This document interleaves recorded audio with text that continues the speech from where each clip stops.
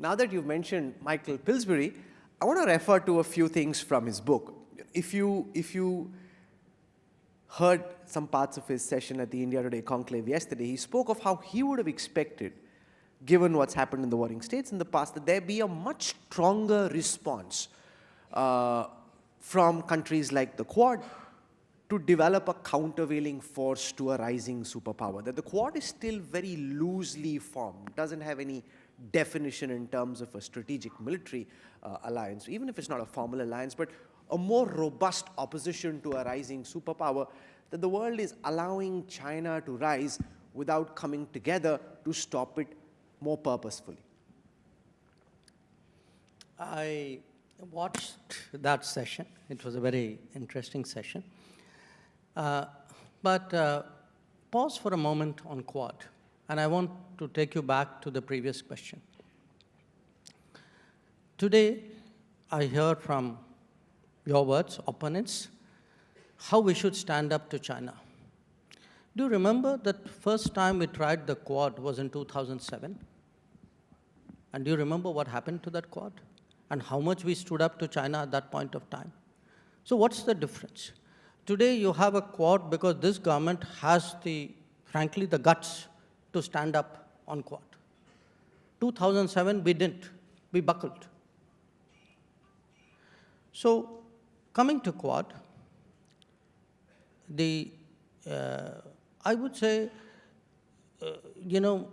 this is not about statements because, does somebody explicitly mention a country or not. It's not, it shouldn't really be seen through the prism of treaties and alliances. To my mind, that's old thinking. This is a different world. And we are not a country, for reasons of our history, who do that. Treaties and alliances is part very much of a post-Second World War, Cold War kind of framework.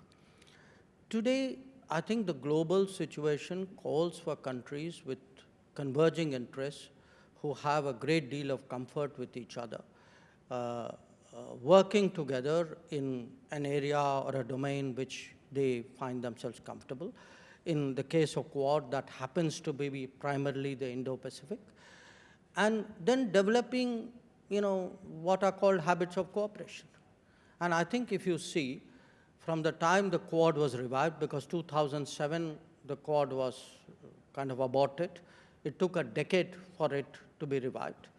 2017, it started at the Foreign Secretary's level. I happened to be Foreign Secretary at that time. 19, it became Foreign Minister's level. I happened to be Foreign Minister at that time too. And 21, it met at the Prime Minister President's level. Today, the fact that it meets, the agenda is growing. Each meeting is actually broadening the areas of cooperation. So I feel it is moving well, precisely because it is flexible, it is nimble, it is creative, it gets top-up attention. What I would not like to see is, I would not like to see it becoming bureaucratic, rigid, where it becomes legalistic.